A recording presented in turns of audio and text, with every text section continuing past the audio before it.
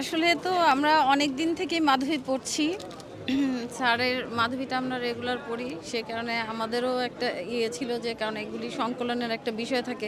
Facebook থেকে অনেক সময় ডিলিট হয়ে যেতে পারে। যেকোনো টেকনিক্যাল কারণে এগুলি হয়ে যেতে পারে। তো যে আজকে এই যে হার্ড কপি আমরা পেয়েছি সেটার জন্য আমি অনেকগুলি সংগ্রহ করে রেখেছি। কারণ স্যারের লেখাগুলি খুবই রিচ, যেটা পড়লে অনেক কিছু শেখা যায় এবং ইতিহাস, দেশ দেশ মাতৃকাকে যেভাবে স্যার ভালোবাসেন অনেক কিছুই স্যারের কাছ থেকে শেখা যায় এই মাধবী পড়লে। সেই জন্য আমরা আগ্রহ নিয়ে সবাই এসেছি এবং বইগুলি সংগ্রহ করছি। আসলে এটা খুবই একটা বিরল প্রতিভা আমি মনে করি। কারণ হচ্ছে যে স্যার এত কিছু সামাল দিয়েও খুব ঠান্ডা মাথায় খুব অল্প সময়ের ভিতরে এত কিছু উনি সংকলন করে একটার মধ্যে ঢুকিয়ে ফেলে একটা মাধ্যমিকে প্রথম থেকে শেষ পর্যন্ত যেভাবে টেনে নিয়ে আসেন, এটা আসলে সবার পক্ষে সম্ভব না।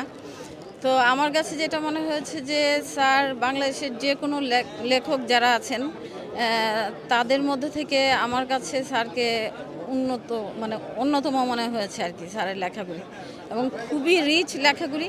আপনারাও যদি পড়েন তাহলেও বুঝতে পারবেন যে স্যারের ভিতরে যে প্রতিভা আছে সেগুলি বের করে নিয়ে আসছে স্যার লেখার মাধ্যমে, এবং আমরাও অনুপ্রাণিত হচ্ছি এগুলি দিয়ে।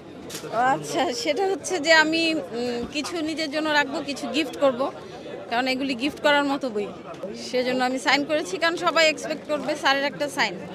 সেজন্য মূলত আমি এটা সাইন করিয়েছি, আর আমারটাতে অটোগ্রাফ ছিল। একটু বইটা আমাদেরকে একটু দেখাবেন। জি, অবশ্যই।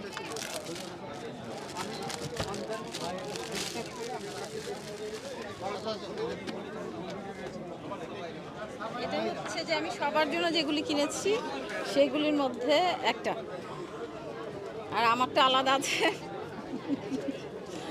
এগুলি প্রত্যেকটাই হচ্ছে স্যারের মনের কথাগুলি, মাধবী স্যারের কল্পনার মাধবীকে উনি বলছেন, সেগুলি এইখানে সংকলন করা হয়েছে। যতবারই পড়ি ততবারই মনে হয় যেন নতুন পড়ছি। স্যারের মাধবী আজীবন বেঁচে থাক, স্যার লিখুক।